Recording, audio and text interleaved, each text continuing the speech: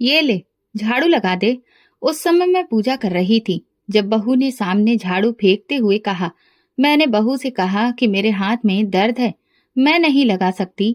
ये सुनते ही बहू ने मेरी पूजा का भी लिहाज नहीं किया और झाड़ू उठाकर मेरे हाथों पर मारने लगी। बोली, आज मैं तुम्हारा सारा दर्द निकाल दूंगी। मैं अपने भगवान को पुकारने लगी। बहू ने मुझे इतना मारा कि मेरी बाईं हड्डी चटक गई और मैं बिलक बिलक कर रोने लगी। रात को बेटा आया तो घर में सन्नाटा था।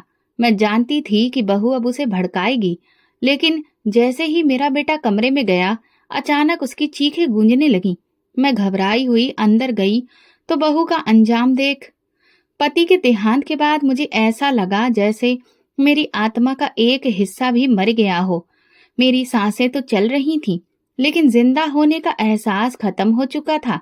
पूरे घर में एक अजीब सा सन्नाटा था, जो मेरे दिल की हालत का आईना बन चुका था। सफेद चादर में लिपटा उनका बेजान शरीर जब अंतिम संस्कार के लिए उठाया गया, तो मुझे ऐसा लगा जैसे कि मेरी सांसें भी उखड़ रही हों। मैं चुपचाप सब देखती रही, ना आंसू निकले ना आवाज। दुख ऐसा जो जुबान से निकलने के काबिल ही नहीं रहा। ससुराल में सबसे पहले तो मुझे दिलासे दिए गए। 2 दिन मेरे साथ सब लोग बैठे भी, लेकिन तीसरे दिन से आंखों में वही पुरानी अजनबीपन झलकने लगा। ऐसा लग रहा था कि अब मैं उन लोगों पर एक एहसान, एक बोझ बन गई हूँ। उनके मरने के तीसरे हफ्ते ही मेरी नंद ने साफ लहजे में कह दिया, अब तो तुम्हारा यहाँ पर कोई अधिकार नहीं बचा। ससुराल वाले तो और भी ज्यादा कठोर हो चुके थे। हमने क्या हर वक्त तुम्हारे आंसू ही देखते रहने हैं? ना हमें चैन है और ना हमारे बच्चों को। वो मुझे जताकर बोली, सच तो ये है कि पति की मौत के बाद मैं उस घर में सिर्फ एक बोझ बन चुकी थी और एक दिन दरवाजे पर मेरे सामान की गठरी रख दी गई। मैं गली में खड़ी थी, हाथ में एक छोटा सा बैग और दिल में हजार सवाल, पर जाने क्यों आंखों से आंसू नहीं बह रहे थे। शायद दर्द भी अपनी हद से गुजर चुका था। भाई को फोन किया, उसने आने को कहा और मैं इस उम्मीद में थी कि अब शायद मुझे कुछ सुकून मिलेगा। भाई के घर आ गई, जहां मुझे एक आसरा महसूस हुआ। भाभी ने गरम खाना दिया, बच्चों ने हंसकर बातें की और मैंने भगवान का शुक्रिया अदा किया। लेकिन ये सुकून कुछ समय का था। जैसे जैसे दिन गुजरे, भाभी के चेहरे पर वही पुरानी नफरत लौट आई। छोटी छोटी बातों पर मुंह बनाना, आवाज ऊंची कर देना। अब मेरे दिल में वो डर फिर से उठने लगा कि शायद ये छत भी छिन जाएगी। फिर वो दिन आया जो मेरे लिए कयामत से कम नहीं था। एक शाम भाभी ने अपने पति यानी मेरे भाई को बुलाया और मुझ पर इल्जाम लगाया कि घर में रहकर मैं उनके बच्चों और उन पर बहुत बुरा असर डाल रही हूँ। उन्होंने कहा कि मैं उनकी आजादी में रुकावट बन रही हूँ। भैया ने बिना कुछ सुने सिर्फ भाभी के शब्दों पर यकीन करते हुए गुस्से में कहा, तुम अब और यहाँ नहीं रह सकती, कल सुबह तक यहाँ से चली जाना। मैंने उन्हें मिनटों तक अपनी सफाई दी, लेकिन सब कुछ बेकार हो गया। उस रात मैंने सोचा, क्या मैं वाकई में इतनी बुरी हूँ कि हर दरवाजा मेरे लिए बंद हो गया है? मेरी गोद में रजत सो रहा था, मेरा इकलौता सहारा, मेरे पति की आखिरी निशानी। दिल कर रहा था कि खुद को खत्म कर लूं, मगर उसे देखकर ये इरादा भी छोड़ दिया। सोचा, अगर मैं ही चली गई तो फिर इस मासूम का क्या होगा? यही बच्चा तो एक है जो मुझे दोबारा जीने की हिम्मत देगा। मैंने अपने आंसू पोंछे और एक नई जिंदगी की तलाश में निकल पड़ी। अपने पास बचे हुए कुछ जेवरों को मैंने एक दुपट्टे में लपेटा और एक जानने वाली के जरिए फैक्ट्री में काम ढूंढा। वहां जूते सिलने का काम मिला। मामूली सी सैलरी, लेकिन 2 वक्त की रोटी का सहारा बन गया था। दिन में काम और रात को रजत की पढ़ाई, और बाकी वक्त बस भगवान की पूजा पाठ करना। जिंदगी मुश्किल जरूर थी, लेकिन हर दिन ये एहसास होता था कि मैं कमजोर नहीं हूँ। मैं एक माँ हूँ जो अपने बच्चे के लिए सब कुछ सह सकती है। मुझे उम्मीद थी कि एक दिन सब बदल जाएगा। शायद वो दिन देर से आए, लेकिन मैं थकूंगी नहीं। सुबह का वक्त था। फैक्ट्री में मशीनों की आवाजें गूंज रही थीं। कपड़े पसीने से भीगे हुए थे, लेकिन मेरी उंगलियां जूते की सिलाई में ऐसे चल रही थीं जैसे अपना कोई भविष्य बेहतर बनाने का रास्ता तलाश कर रही हो। दिल में एक ही इरादा था, रजत को एक अच्छी जिंदगी देना है। मैं चाहती थी कि वो तंग हाली, थके हुए वजूद और भयंकर अतीत से निकलकर एक खूबसूरत भविष्य देखे।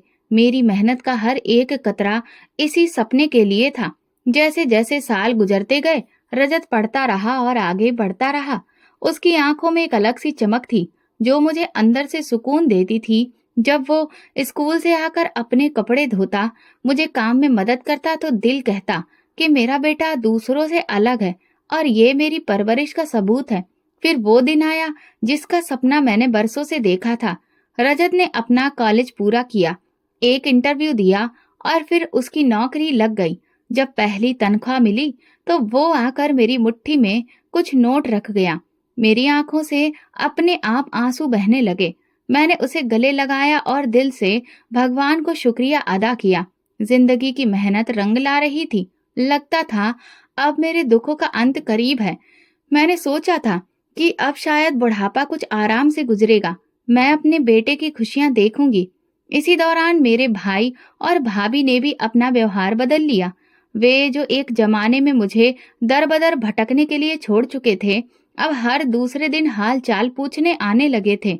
भाभी ने सर पर पल्ला रखते हुए बड़े ही नरमी लहजे में मुझसे माफी मांगने की नौटंकी शुरू कर दी थी। मुझे उनकी बातों में झूठ की बदबू आती थी, मगर मैं खामोश रही। मैंने दिल में सोचा कि शायद मेरे हालात बेहतर देखकर वे दोबारा रिश्ता जोड़ने की कोशिश कर रहे हैं। मेरी आदत में यही था कि मैं रिश्तों को जोड़ कर रखूं, इसलिए मैंने अपने घर का दरवाजा खुला रखा। फिर एक शाम रजत मेरे सामने आकर बैठा। उसके चेहरे पर अजीब गंभीरता थी। मैंने पूछा, सब ठीक है बेटा? तो उसने धीरे से कहा, माँ, मैंने एक फैसला किया है। मैंने हैरत से पूछा, कैसा फैसला? वो बोला, मैं सोनिया से शादी करना चाहता हूँ। मेरे शरीर में जैसे बिजली सी दौड़ गई। वही सोनिया, वही मेरी भाभी की बेटी, जिसकी माँ ने मुझ पर झूठा इल्जाम लगाकर मुझे घर से निकाल दिया था। मैं सुन्न पड़ गई। कुछ पलों तक मेरे होठों से लफ्ज ही नहीं निकले। मैंने नजर उठाकर रजत को देखा और कहा, बेटा, तुम जानते हो वो कौन है? उसकी माँ ने मेरे साथ क्या क्या किया था? रजत ने सर झुका लिया, मगर फिर भी वो अपनी बात पर कायम रहा। कहने लगा, माँ, पहले जो कुछ भी रहा हो, लेकिन मुझे सोनिया पसंद है। वो अच्छी लड़की है, आप उसे एक मौका तो दीजिए। कई दिन तक बेटे की जिद के आगे मैं उसे समझाती रही, लेकिन वो भी बहुत जिद्दी था। आखिरकार मैंने ही हार मान ली। एक दिन भाई और भाभी को घर बुलाया और फिर दिल पर पत्थर रखकर रिश्ता मांग लिया। ये मेरी जिंदगी का सबसे कड़वा पल था।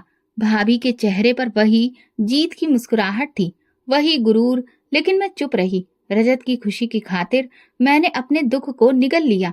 ये एक माँ ही कर सकती है, जो अपनी नफरत भी अपने बच्चों की खुशी पर कुर्बान कर दे। शादी तय हो गई, रस्में हुई और सोनिया मेरी बहू बनकर मेरे घर आ गई। दिल से खुशी का एक कतरा भी नहीं था। हर मुस्कुराहट बस दिखावा थी। मैं जानती थी जो जहर इस रिश्ते में छुपा है वो जल्दी ही असर दिखाएगा, पर मैं माँ थी ना, इसलिए चुप रहने का फैसला किया। मैंने सब कुछ भगवान के हवाले किया और खुद को एक नई परीक्षा के लिए तैयार कर लिया। शादी के शुरुआती दिनों में सब कुछ बहुत खुशहाल था। बहू ने हंसते चेहरे के साथ सबका दिल जीतने की कोशिश की, मेरे सामने नरमी से बात की, मीठे लहजे में बातों की शुरुआत की। मैंने दिल ही दिल में सोचा कि शायद मैं गलत थी, शायद ये लड़की वाकई मेरे बेटे के लिए बेहतर है। मगर माँ का दिल धोखा खा भी ले तो आंखें आखिरकार सच को पहचान ही लेती हैं, और ये सच ज्यादा देर छुपा नहीं रहा। कुछ ही दिनों में सोनिया ने बातों ही बातों में कहना शुरू किया, माँ जी, अब हम दोनों नौकरी करते हैं, इसलिए अपना एक अलग सेटअप होना चाहिए ना। मैं चौंक गई, मगर चुप रही। रजत ने तुरंत इस ख्याल को रद्द कर दिया, अभी ये मुमकिन नहीं है। लेकिन उसके इस जवाब ने सोनिया के दिल में मेरे लिए दुश्मनी भर दी। वो समझ बैठी कि मैं ही उसके रास्ते में रुकावट हूँ। घर में उसके तेवर अब बदलने लगे थे।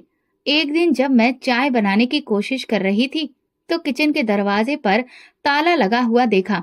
हैरानी से मैंने जब रजत से पूछा तो उसने कंधे उचकाकर कहा, सोनिया ने कहा था कि खाने पीने का हिसाब रखना चाहिए। मैं चुप रह गई, लेकिन मेरे अंदर कुछ टूट गया। वो किचन जहां मैं अपने बेटे के लिए बरसों से खाना बनाती थी, उसकी पसंद की हर चीज बनाती थी, आज वहां जाना भी मेरी मर्जी का नहीं रहा। कुछ ही दिनों में घर के हर कोने में मेरी जगह कम होने लगी। जो पैसे रजत हर महीने लाकर मेरे हाथ में रखता था, अब वो भी बहू के हाथ में जाने लगे। मैं अपनी जरूरतों के लिए अब उसकी मोहताज हो गई थी। एक माँ जिसने अपनी जिंदगी में कभी किसी के सामने हाथ नहीं फैलाए, आज उसे दवाई के लिए भी बहू के सामने नजरें झुकानी पड़ती। वो मुझे ऐसे आदेश देती जैसे मैं कोई काम वाली हूँ। सुबह उठते ही बर्तन धो दीजिए, कपड़े प्रेस कर दीजिए और हाँ, मेरी चप्पल भी साफ कर दीजिए। अगर कभी मैं इनकार कर देती या कोई काम नहीं कर पाती तो उसकी जुबान से वो जहर फूटता जिसकी कड़वाहट दिन भर मुझे महसूस होती। एक दिन मैंने थकान की हालत में कहा, बेटी, आज मेरी तबीयत कुछ ठीक नहीं है, जरा आराम करना चाहती हूँ। जवाब में उसकी तेज आवाज सुनाई दी, तू किस लिए बैठी है इस घर में? खाने को, रहने को सब कुछ मिल रहा है, अब काम भी नहीं करेगी? ये वो पल था जब मेरी आंखों में आंसू आ गए। मैंने पलट कर कुछ भी नहीं कहा। दिल से दुआ निकली, भगवान, जिसका दिल तूने नरम नहीं किया उसे अब तू ही समझा। मेरे दिल में हर गुजरते दिन के साथ एक दुख बढ़ता गया। मैंने कभी किसी की बेटी के साथ ऐसा व्यवहार नहीं किया। फिर मेरी बेटी जैसी ये लड़की मुझे इंसान क्यों नहीं समझती थी? रजत मेरी आंखों के सामने था, मगर उसकी नजर अब बंद हो चुकी थी। वो हर बात में अपनी पत्नी की तरफदारी करता। माँ, आप गलत समझ रही हैं। सोनिया थक जाती है, आप समझने की कोशिश करें। मैं खामोशी से सुनती और सोचती, क्या ये मेरा वही बेटा है जो एक वक्त में मेरे बिना सोना भी नहीं चाहता था? आज वो मेरे आंसू भी नहीं देख पा रहा। मैं भगवान से प्रार्थना करती और अपने लिए सब्र मांगती, सुकून की एक सांस मांगती। मुझे दुनिया से शिकायत नहीं थी, बस यही दुख था कि जिस बेटे के लिए मैं दुनिया का हर जख्म हंसकर सहा था, आज वही मेरी तकलीफ समझ नहीं पा रहा था। सोनिया की बातें दिन ब दिन और ज्यादा तीखी होती गईं। कभी वो मुझ पर चोरी का इल्जाम लगाती, कभी मेरी सुस्ती का ताना देती। अगर मेहमान आ जाते तो मुझे कमरे में बंद कर दिया जाता। माँ जी थकी हुई हैं, आराम कर रही हैं, वो सबके सामने झूठी मुस्कान के साथ रहती और अंदर मैं दीवार से लगकर अपनी हिचकियों को रोकने की कोशिश करती। हर दिन मेरी इज्जत कम होती गई और मेरी हैसियत घर के एक बोझ से ज्यादा ना रही। मैं कोने में सिमट गई थी, जहां सिर्फ यादें थीं, खामोशी थी और दिल में जलती हुई चुभन। जिस वक्त मैं पूजा करती, बस उसी वक्त सुकून महसूस करती, क्योंकि ये वही एक पल था जब मैं खुद को इस दुनिया के जन्म से दूर अपने भगवान के पास महसूस करती। मेरा कमरा छोटा सा ही था, लेकिन वो भगवान का घर बन चुका था। मैं अभी भी भगवान को याद कर रही थी कि इस पल दरवाजा धड़ाम से खुला। सोनिया अंदर आई, हाथ में झाड़ू, चेहरे पर गुस्सा और आंखों में वही नफरत जो वो अब हमेशा ही उसके चेहरे पर दिखती थी। मैंने चौंक कर उठाया। वो जोर से बोली, ये ले, झाड़ू लगा दे, और मेरे सामने झाड़ू फेंक दिया। मेरी नजरें उसके नफरत भरे चेहरे पर ठहर गईं। मैंने धीरे से कहा, बेटी, मेरे हाथों में दर्द है, आज नहीं हो पाएगा। लेकिन ये सुनकर वो जैसे और भड़क गई। उसने कोई लिहाज नहीं रखा, न मेरी उम्र का, न इस बात का कि मैं इस वक्त भगवान के सामने बैठी थी। उसने झाड़ू उठाया और मेरे हाथ पर जोर से मारा। दर्द की एक तेज लहर पूरे बाजू में दौड़ गई। मैं सिसक कर अपना हाथ पीछे किया, लेकिन उसकी जुबान जहर उगलती रही। आज तुम्हारा सारा दर्द निकालती हूँ, वो मुझे मारते मारते बोलती जा रही थी और मैं बेबसी से खुद को समेटने की कोशिश करती रही। मेरी पूजा अधूरी रह गई। आंखों से आंसू बहने लगे। दिल में आया कि शायद मैं उसे भगवान की दुहाई दूं तो ये जुल्म रुक जाए। मैंने हाथ जोड़कर कहा, सोनिया, भगवान का वास्ता, मैं तुम्हारे लिए माँ जैसी हूँ। मगर शायद उसके दिल में इंसानियत बची ही नहीं थी। वो रुकने के बजाय और जोर से बोली, तू मर क्यों नहीं जाती? हर वक्त रोती रहती है, जान छोड़ दे हमारी। उसके ये शब्द मेरे दिल में तीर की तरह घुस गए। मेरे हाथ की हड्डी चटक चुकी थी। दर्द का एहसास हद से ज्यादा बढ़ चुका था। मैं जमीन पर बैठ गई। कमरे में दिया अभी भी जल रहा था। मैंने एक बार फिर भगवान की तरफ देखा और कहा, मैं भी तुम्हारी औलाद हूँ, अब तुम ही देखो। बहुत देर तक उनके सामने सर झुकाए पड़ी रही। आंखों से आंसू निकलते रहे। मेरे बाजू से दर्द की लहर सीने तक आ गई थी। मैं सांस ले रही थी, लेकिन हर सांस दर्द में डूबी हुई थी। जब हिम्मत करके उठी तो पूरे शरीर में थकान और कमजोरी थी। वो जा चुकी थी। दरवाजा बंद था। मेरा दिल तो चाहा कि बेटे को सब कुछ बताऊं, मगर मुझे पता था कि वो मेरी बात पर यकीन नहीं करेगा। पिछली बार भी जब मैंने सिर्फ इतना कहा था कि सोनिया का व्यवहार ठीक नहीं है, तो उसने मुझे ही समझाया था, आप कुछ ज्यादा ही सोचने लगी हैं। सोनिया दिल की बुरी नहीं है। मुझे पता था कि इस बार भी वही होगा, और इसीलिए मैं फिर चुप हो गई। मैंने ना खाने के लिए खाना मंगवाया, ना पानी। बस अपनी टूटी हुई हड्डी को कपड़े से बांधा और बिस्तर पर लेट गई। रात भर दर्द के साथ वो सारी बातें मेरे कानों में गूंजती रहीं। तू मर क्यों नहीं जाती? ये वो ताना था जो मैं कभी भी भूल नहीं पाऊंगी। एक माँ को उसकी बहू का ये कहना, मर जा, सिर्फ शरीर नहीं, आत्मा को भी जख्मी कर देता है। सुबह जब आंख खुली तो कमरा वैसे ही सन्नाटे में डूबा था। मैंने एक बार फिर से भगवान को दिल से याद किया। मैंने कभी किसी के साथ अगर बुरा किया हो भगवान, तो मुझे माफ कर देना, लेकिन अगर मैं बेगुनाह हूँ तो तुम मेरे साथ इंसाफ जरूर करना। मेरे अंदर एक अजीब सा बदलाव आ रहा था। तकलीफ के बाद जो दिल मजबूत हो रहा था। मैं समझ गई थी कि अब मुझे किसी भी इंसान से उम्मीद नहीं रखनी है, सिर्फ भगवान ही काफी है। और मैंने फैसला कर लिया था कि जब तक जिंदगी है सब्र करूंगी, लेकिन अपने भगवान से शिकायत नहीं करूंगी, क्योंकि जो भगवान दिलों के हालात जानता है, वो एक दिन मेरा अधिकार जरूर मुझे देगा। मेरे हाथ की हड्डी में ठंडी चुभन थी। सूजन दिन ब दिन बढ़ती जा रही थी, लेकिन मैं चुप थी। मुझे पता था कि यहाँ कोई मेरा दर्द नहीं देखेगा, न समझेगा। बस वही होगा जो उन्हें दिखाया जाएगा। शाम को रजत घर आया, ऑफिस से थका हुआ, लेकिन चेहरे पर वही ठंडा रवैया। मैं हिम्मत करके उसके सामने बैठ गई। धीरे से अपना हाथ दिखाया। बेटा, जरा देखो, ये सूजन हो गई है, शायद हड्डी टूट गई हो। उसने एक नजर देखा और बिना फिक्र के उसकी आंखों में गुस्सा भर आया। माँ, अभी क्या ये ड्रामा है? आप हर वक्त शिकायतें ही करती रहती हैं, कभी आराम नहीं करने देती। सोनिया कह रही थी कि आपने खुद गिरा दिया होगा झाड़ू, और अब इल्जाम उस पर लगा रही हैं। ये सुनते ही मेरी आंखों के सामने जैसे अंधेरा छा गया। वो बेटा जो बचपन में मेरी एक सिसकी पर घबरा जाता था, आज मेरी टूटी हड्डी को ड्रामा कह रहा था। मेरा दिल बिखर गया, गला रुंध गया। मैं सिर्फ इतना बोली, तुम्हें मुझ पर भरोसा नहीं? रजत ने मुंह मोड़ लिया। मैं चुपचाप कमरे में चली आई। रात के आखिरी पहर का वक्त था। खामोशी पत्थर जैसी थी। आंखें बंद थीं, लेकिन दिल जाग रहा था। मैं भगवान से ही बातें कर रही थी, उन्हें अपना दुख सुख सुना रही थी। ऐसे में अचानक एक दिल दहला देने वाली चीख ने कमरे की खामोशी को चीर कर रख दिया। मैं चौंक कर खड़ी हो गई। यह आवाज किचन की तरफ से आ रही थी, और ये चीख किसी अजनबी की नहीं, मेरी बहू सोनिया की थी। मेरी बूढ़ी कांपती हुई टांगें उठी और मैं दरवाजे की तरफ बढ़ी। तभी रजत भागता हुआ आया और तेजी से किचन की तरफ गया। मैं दरवाजे की चौखट तक पहुंची और बस इतना सुन सकी, माँ, सोनिया को बिच्छू ने काट लिया है। मेरे दिल की धड़कन तेज हो गई। सोनिया जमीन पर गिरी हुई थी, हाथ को जोर से थामे सिसक रही थी। आंखों में डर था। रजत ने उसे फौरन गाड़ी में डाला और अस्पताल ले गया। मैं दरवाजे पर खड़ी बस दूर होती उनकी गाड़ी को देखती रही। दिल अजीब सी बेचैनी से भर गया। ये वही हाथ था जिससे कल उसने मुझे मारा था। यही वो लम्हा था जिसके बाद सब कुछ बदलने वाला था। रात का बाकी हिस्सा मैंने कमरे के अंधेरे में गुजारा। नींद आंखों से कोसों दूर थी। कभी कभी दिल डरने लगता, कभी रहम आता, लेकिन एक चीज अभी भी थी, मेरे भगवान ने मेरी प्रार्थना सुन ली थी। शायद यही इंसाफ की शुरुआत थी। सुबह के करीब रजत वापस आया। उसके चेहरे पर थकान और फिक्र दिख रही थी।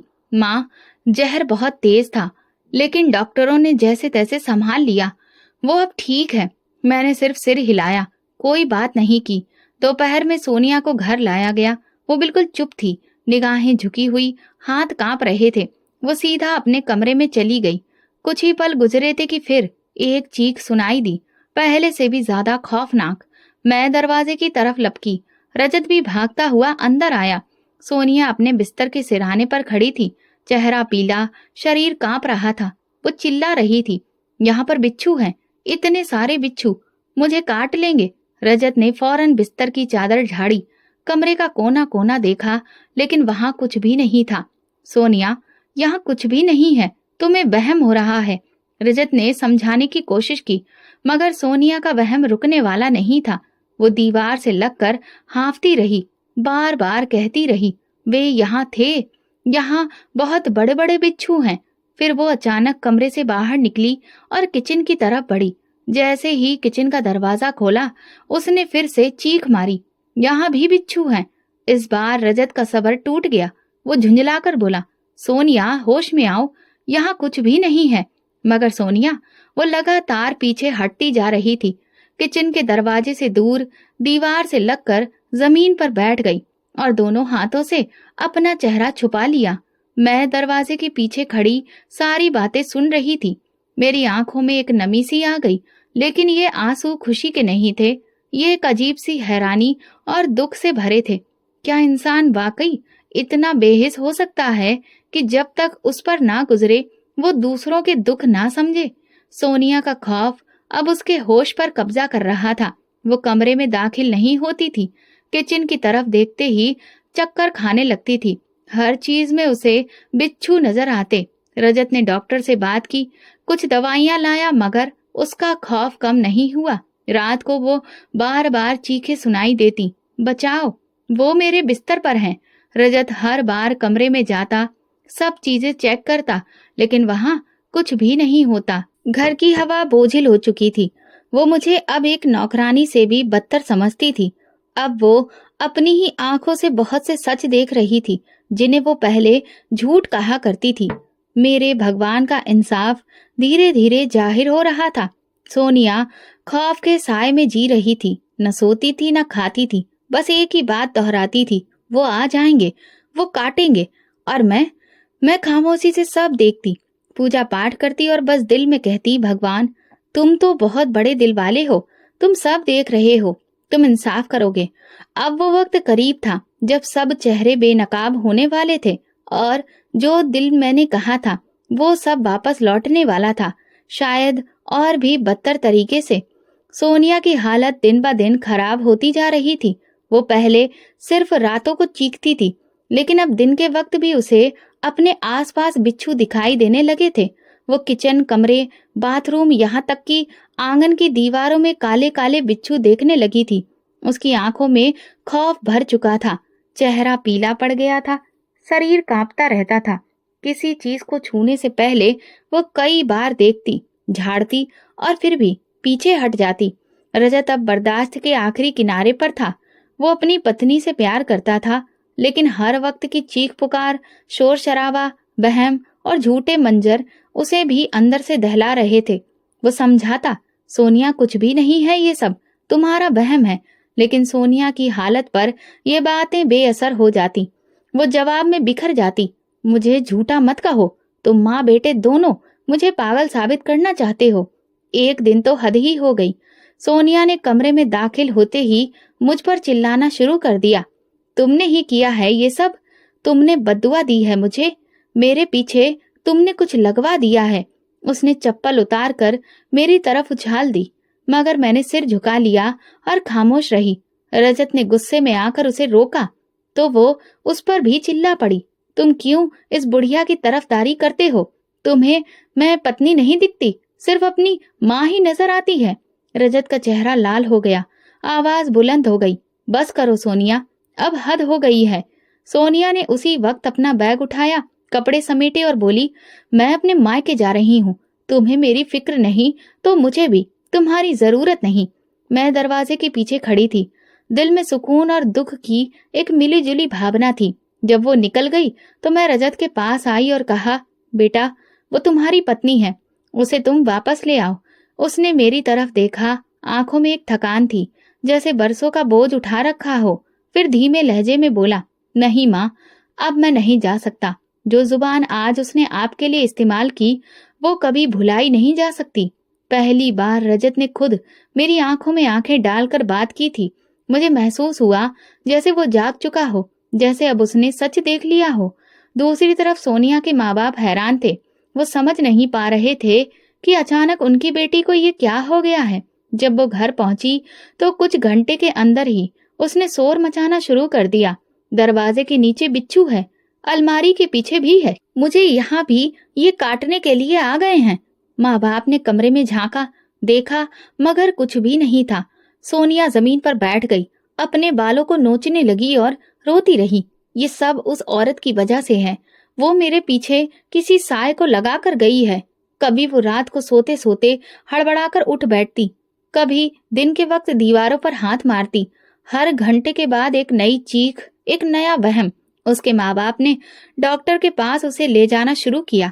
पहले तो रोजाना लेकर जाते, फिर उसका चेकअप कराया गया और दवाइयां दी गईं, नींद की गोलियां भी, लेकिन कोई फर्क नहीं हुआ।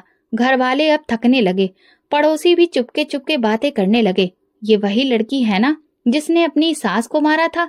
भगवान की मार पड़ी है इसे। रजत ने कुछ दिन फोन पर उसके माँ बाप से बात की, लेकिन अब वो भी खामोश थे। न बेटी को समझ पाते, न बेटी के पति को कुछ कह पाते। वो खुद परेशान थे। बेटी एक कदम बाहर ना निकालती और घर में सब कुछ उलट पुलट कर रख देती। सोनिया का वजूद अब एक साया बन चुका था, बेचैन, बदहाल और बेकाबू। और मैं भगवान से कहती, अब इंसाफ हो गया, अब उसे माफ कर दो, उसे अब तुम आराम दो भगवान। मगर जो दिल सच से इनकार करे उन्हें सुकून देर से मिलता है, या फिर कभी नहीं। सोनिया की हालत अब पूरी तौर पर बिगड़ चुकी थी। न दिन को सुकून था, न रात को नींद। रात के सन्नाटे में भी उसकी चीख गूंजती, मुझे बिच्छू काट रहा है, बचाओ। वो अपने बाजू, टांगे और चेहरा नोचने लगती, आंखें खौफ से भरी हुई, बाल बिखरे हुए, होठों पर कपकपाहट की आहट। वो लड़की जो कुछ महीने पहले गुरूर से बोलती थी, आज खुद अपने होश में नहीं थी। उसके माँ बाप अब हर तरफ से थक चुके थे। उन्होंने झाड़ फूक का इलाज भी करवाया, डॉक्टर के पास भी लेकर गए, दवाइयां भी बदली गईं, बड़े बड़े बाबाओं को भी बुलाया गया। लेकिन सोनिया की हालत जैसे एक ही जगह पर जम गई थी। कभी कभार वो एकदम चुप हो जाती, दीवार को घूरती और फिर अचानक से जोर से चीखने लगती, वो आ गया, उसने मुझे देख लिया है, वो मुझे ले जाएगा।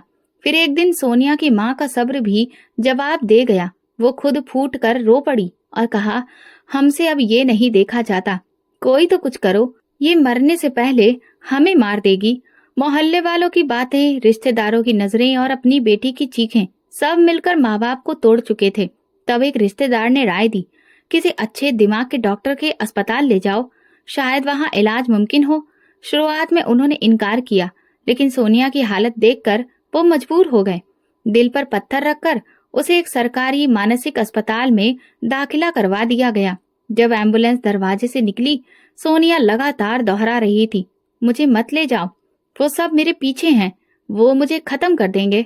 अस्पताल पहुंचकर जब सफेद यूनिफॉर्म वाले कर्मचारियों ने उसे संभाला तो वो एकदम से बेकाबू हो गई, अपने कपड़े फाड़ने लगी, चीख कर मेरा नाम लेने लगी, माँ जी को बुलाओ, मुझे उनसे माफी मांगनी है।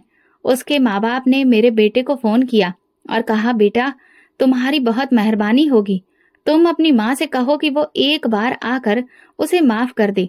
रजत ने फोन रखा और खामोशी से कमरे में बैठ गया, आंखें नीचे, हाथों में चेहरा छुपाए वो गुमसुम था। मैं पास जाकर पूछने लगी, क्या हुआ बेटा? उसने धीरे से कहा, माँ, वो आपका नाम ले रही है, वो कहती है कि वो आपसे माफी मांगना चाहती है, वो बार बार दोहराती है, वरना मैं मर जाऊंगी। मेरे दिल में एक तूफान उठा। क्या वो वही लड़की थी जिसने मुझे पूजा करते समय झाड़ू मारी थी, जो मेरी हड्डी तोड़कर कहती थी मर क्यों नहीं जाती, और आज वो खुद मेरे कदमों में झुकने को तैयार थी? क्या ये वही जुबान थी जिससे जहर टपकता था? कमरा घूमने लगा, दिल जैसे कुछ देर को बंद हो गया। मैंने आंखें बंद करके भगवान से कहा, हे भगवान, अब तुम ही फैसला करो, मैं तो सिर्फ तुम्हारी भक्त हूँ। मेरी खामोशी रजत को समझ में आ गई। उसने धीरे से कहा, माँ, अगर आप चाहें तो मैं अस्पताल ले जाऊंगा। मैंने इनकार में सिर हिला दिया, अब जरूरत नहीं है। जिस दिल से बद्दुआ निकली वो मान भी जाए तो जख्म फिर भी रह जाते हैं। रजत खामोश हो गया। शायद वो जान चुका था कि वक्त ने उसे वो सब दिखा दिया जो एक माँ बरसों से सहती आई थी। अगले दिन जब सोनिया की हालत और ज्यादा बिगड़ गई, वो अपने बाल नोचने लगी, खुद को जख्मी करने लगी, तो डॉक्टर ने जबरदस्ती उसे दवा दी। उसकी आवाज कमरे में गूंज रही थी, माँ जी मुझे माफ कर दो, मुझे माफ कर दो। उसका बाप दरवाजे पर खड़ा कांप रहा था। माँ दीवार के साथ टेक लगाए रो रही थी और डॉक्टर बेहोशी की दवा का इंजेक्शन लगा रहे थे। मैंने वो सब सुना, सब जाना, लेकिन अंदर का सुकून अजीब सा था। एक माँ थी जो बेटे के लिए सब सह गई, जिसे बार बार रौंद कर चुप रहने का आदेश मिला और जिसकी खामोशी आखिरकार भगवान की अदालत में गूंज बन गई थी। सोनिया का हिसाब शुरू हो चुका था। ये सजा किसी इंसान ने नहीं, खुद वक्त ने लिखी थी। मेरे दिल में कोई बदला नहीं था, लेकिन एक सुकून जरूर था कि भगवान इंसाफ करता है और देर से ही सही, लेकिन पूरा करता है। उसी दिन की सुबह आम दिनों से कुछ अलग नहीं थी, मगर मेरे दिल में एक बेचैनी सी थी। मैं रोजाना की तरह पूजा कर रही थी, तभी दरवाजे पर दस्तक हुई। दरवाजा खोला तो सामने भाई और भाभी खड़े थे। उनके चेहरे इतने उतरे हुए थे कि मुझे एक पल को यकीन नहीं आया कि ये वही लोग हैं जिन्होंने बरसों पहले मुझे एक झूठे इल्जाम पर घर से निकाल दिया था। भाई के हाथ में छोटा सा थैला था, जैसे कि कोई मुसाफिर किसी दरवाजे पर आसरा मांगने आया हो। मैं अभी कुछ कहती इससे पहले भाभी मेरे कदमों में झुक गईं।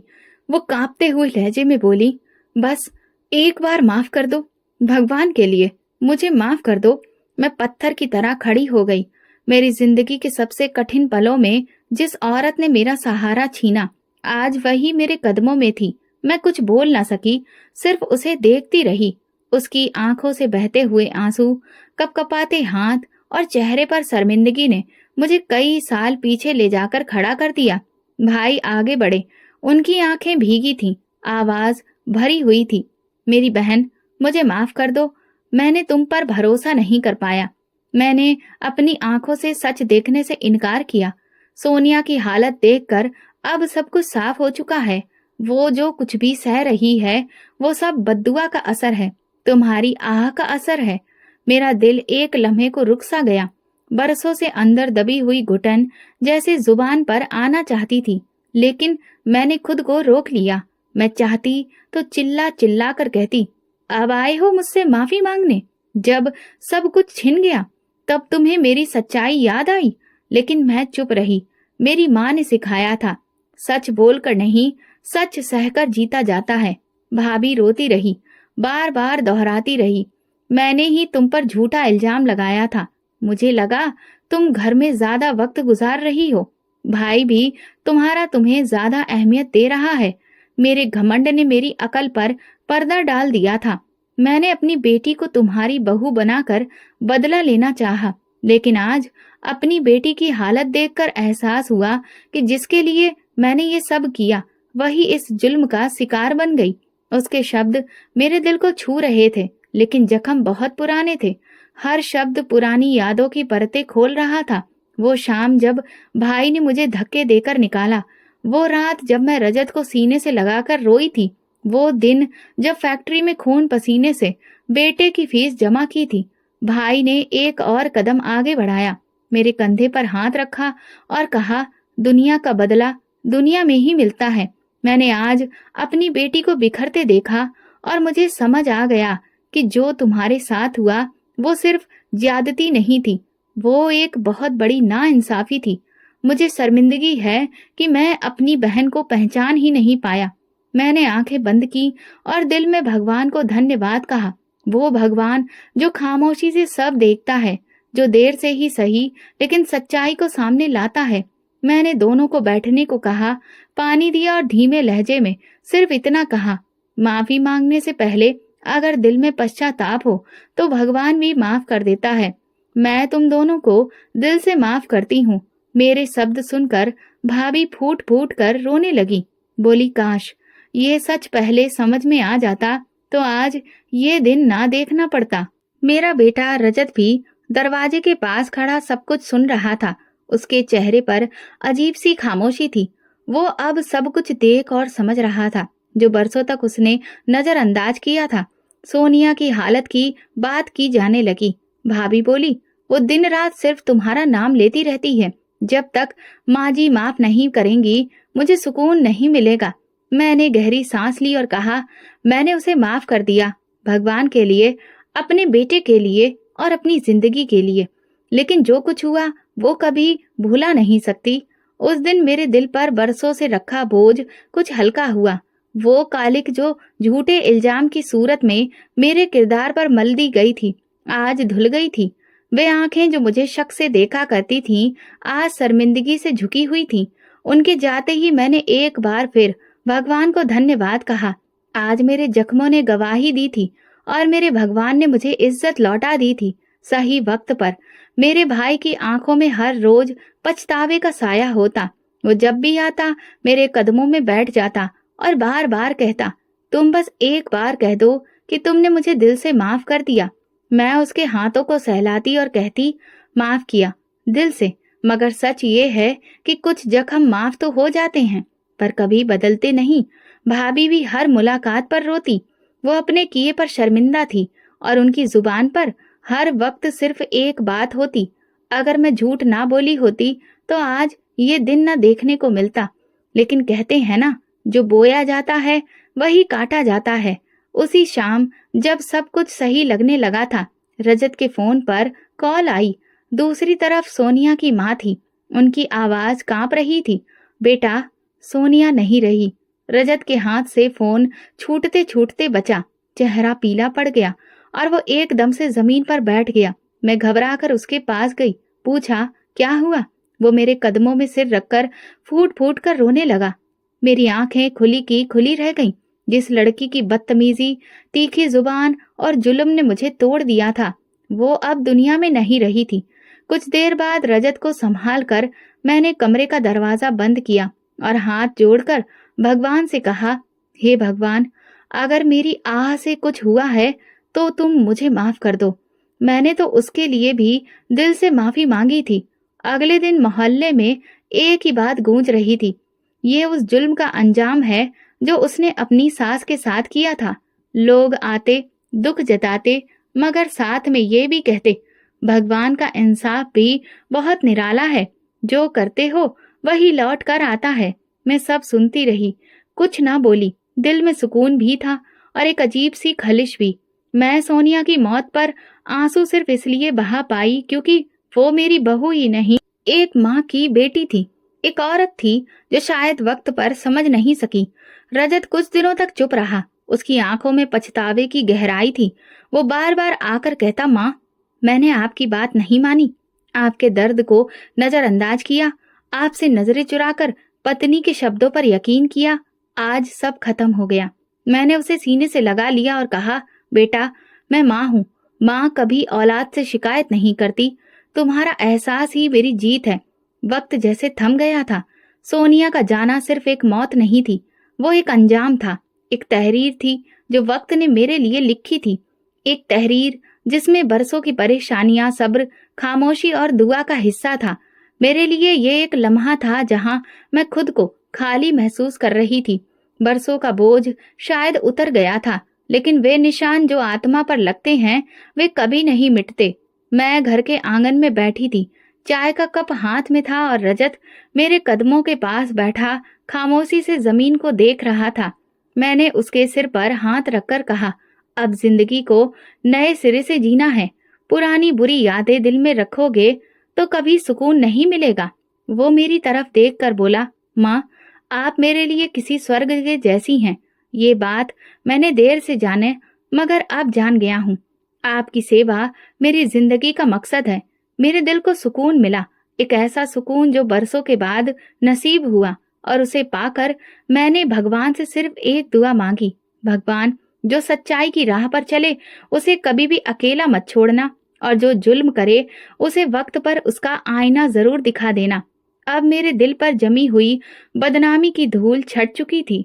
भगवान ने मुझे इज्जत दे दी थी। ये वो पल था जहां मेरे सच की रोशनी ने झूठ की तमाम परतों को जला दिया था।